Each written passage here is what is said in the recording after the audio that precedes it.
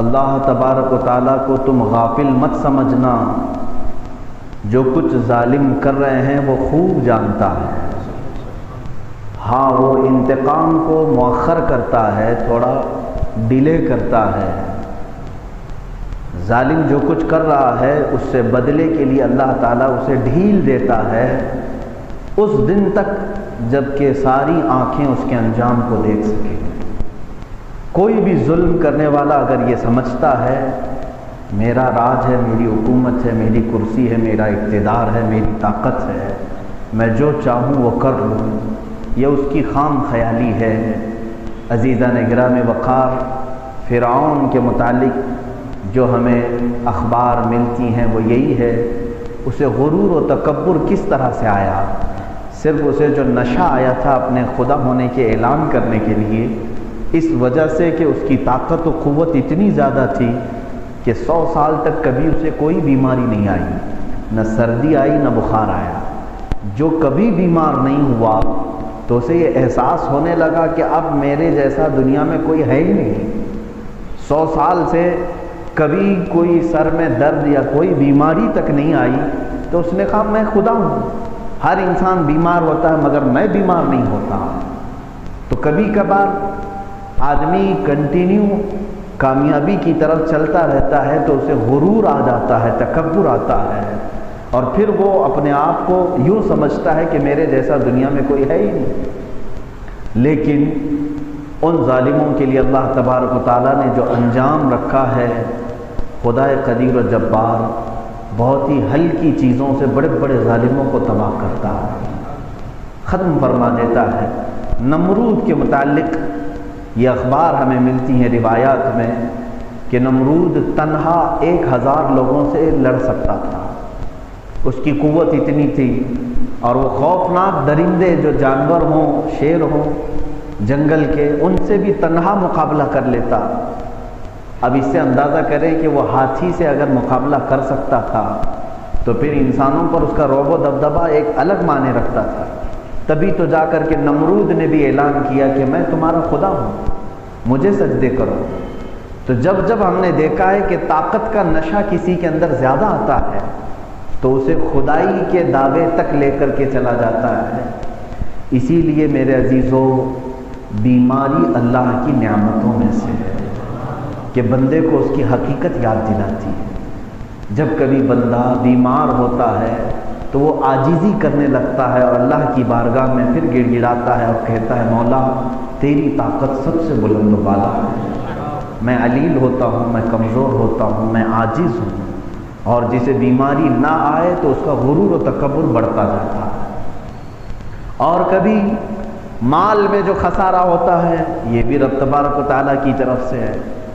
تم روزانہ کماتے جا رہے ہو، شروع میں تمہاری انکم 1000 کی تھی، اب لاکھ پہ ہو گئی، بڑھتے بڑھتے کروڑوں پہ آ گئے، تو پیچھے مڑ کے دیکھا ہی نہیں، تمہاری آمدنی بہت تیزی سے بڑھتی چلی گئی۔ یہ بھی ایک مومن کے لیے خطرہ بن سکتی ہے، کیونکہ پھر اس کامیابی کو وہ یہ سمجھنے لگتا ہے کہ یہ میری اپنی خصوصیت ہے، میں اپنے بل بوتے پر اتنی بڑی بڑی چیزیں کما چکا ہوں۔ یہاں پھر سے اسے غرور و تکبر آتا ہے اور وہ خدائی دروازوں کو چھوڑ کر کے اپنے غلط دروازے بناتا ہے۔ ایسے لوگوں کا بھی ہم نے انجام دیکھا ہے۔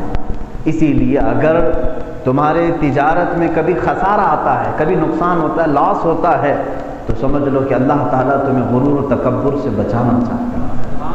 ظاہر سی بات ہے، جیسی مال میں تمہاری کمی آئی تم گڑ گڑاتے ہوئے پھر مولا کی بارگاہ میں آئے، رب تعالیٰ سے عرض کرنے لگے مولا غنی تو ہی ہے، تیری عطا پر میں مالدار ہوا تھا۔ اس طرح سے جب تک اللہ رب العزت سے بندہ جڑا ہے، مانگ رہا ہے، اس کے اندر تکبر نہیں آئے گا اور خدائی کا دعویٰ کرنے جیسی حرکتیں نہیں آ سکیں گی۔ اسی طرح سے اگر گھروں میں کبھی کسی کا انتقال نہیں ہوا تو وہ ایسا سمجھنے لگتے ہیں کہ ہمارا گھر تو بہت اچھا ہے، کبھی کسی کا کچھ ہوتا نہیں ہے۔ یہ بھی اسے اپنی اچھائیوں پر غرور ہونے لگتا ہے۔ جب کسی کا انتقال ہوتا ہے، وصال ہوتا ہے، تو پھر دیکھیں اس گھر میں قرآن خوانی شروع ہو جاتی ہے، اللہ کو یاد کرنے لگتے ہیں۔ تو یہ دنیا میں جو کچھ بھی عارضے آتے ہیں ہمارے ساتھ، یہ رب تعالیٰ سے جوڑنے کے لیے آتے ہیں، مومنوں کے لیے۔ اور جو کافر ہیں وہ اور اللہ سے دور ہوتے ہیں ان حادثوں کے بعد۔ دیکھتے نہیں آپ، کافر کے اوپر اگر بیماری آئی تو وہ اپنے خدا کو گالیاں دینا شروع کرتا ہے، میں بھگوان کو اتنی چڑھائی چڑھایا تھا پھر بھی میرے بھگوان نے کچھ بھی نہیں دیکھا۔ ایسے ہمارے پاس بھی آئے کچھ لوگ۔ ایک خاتون آئی، غیر مسلم تھی، اس نے کہا کہ آپ کچھ بنا کر کے دے دیں، ہر سال میں جو ہے 12 کلو لڈو جو ہے ہمارے بھگوان کو چڑھاتی ہوں، پھر بھی میرے بچے بیمار ہو رہے ہیں، گالیاں دینے لگی۔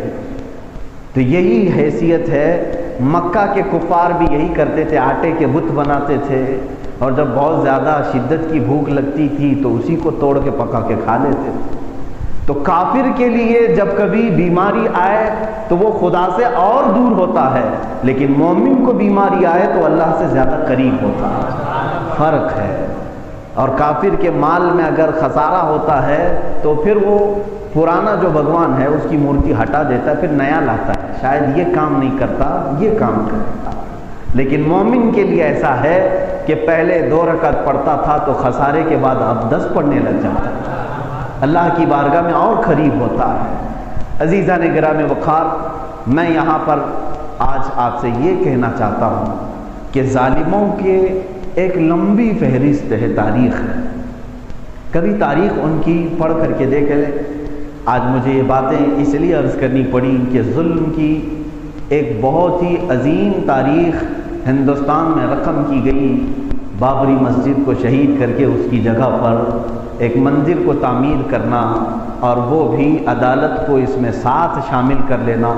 سمجھ لیں میرے آقا صلی اللہ تعالیٰ علیہ وسلم نے فرمایا تھا، جب عدالتیں ختم ہو جائیں، انصاف ختم ہو جائے اور حکومتیں ظلم پر علل اعلان آ جائیں تو اے مومنو تم قیامت کا انتظار کرو۔ اب زمین پر کوئی خیر باقی نہیں رہے گا، کوئی بھلائی باقی نہیں رہے گی، زمین پر سے خیر اٹھا لیا گیا۔ اور اللہ کے نبی صلی اللہ تعالیٰ علیہ وسلم کی ایک حدیث یہ بھی ہے، فرماتے ہیں جب تم دیکھو کہ تمہارے حکام، تم پر حکومت کرنے والے کھلے عام ظلم کرنے لگ جائیں، اور تمہارے مالدار لوگ اپنے مال کو بچا کر کے دبا کر کے رکھنے لگیں، اسلام کی خاطر خرچ نہ کریں، اور تمہارے گھر کی عورتیں بے پردہ ہو جائیں، تو حضور صلی اللہ علیہ وسلم فرماتے ہیں زمین کا نیچے والا حصہ زیادہ بہتر ہے اوپر والے حصے سے۔ مطلب کیا ہے؟ قبر زیادہ بہتر ہے اوپر جینے سے۔ آج اسی زندگی میں ہم جی رہے ہیں، ہمارے حکام ظلم کے ایک نئی داستان لکھنے جا رہے ہیں، اور ہمارے ثروت مند جو اہل ثروت ہیں، مالدار ہیں، ان کو تو مال کی ایسی چربی ہے کہ ان کو دین بہت سستا لگتا ہے۔ مالدار یہ سمجھتے ہیں کہ دین کی باتیں کرنا، دین کا کام کرنا یہ غریبوں کا کام ہے، امیروں کو اس سے کیا لینا دینا ہے۔ اور پھر عورتوں کی بے حیائی کثرت سے بڑھی ہوئی ہے۔ آج اسلام اگر دیکھنا ہو تو میرے عزیزوں ہماری تقاریب میں دیکھا جاتا ہے، شادیوں میں، فنکشن میں، اور بھی دیگر ہماری جو تقریبیں ہوتی ہیں اس میں صاف طور پر عورتوں کی بے حیائی کثرت سے دیکھنے کو ملتی ہے۔ یہ قیامت کی نشانی ہے، اور اللہ کے نبی صلی اللہ تعالیٰ علیہ وسلم نے اس مرد پر بھی لعنت فرمائی جو اپنی عورت کو بے پردہ سجا کر باہر بھیجتا ہے۔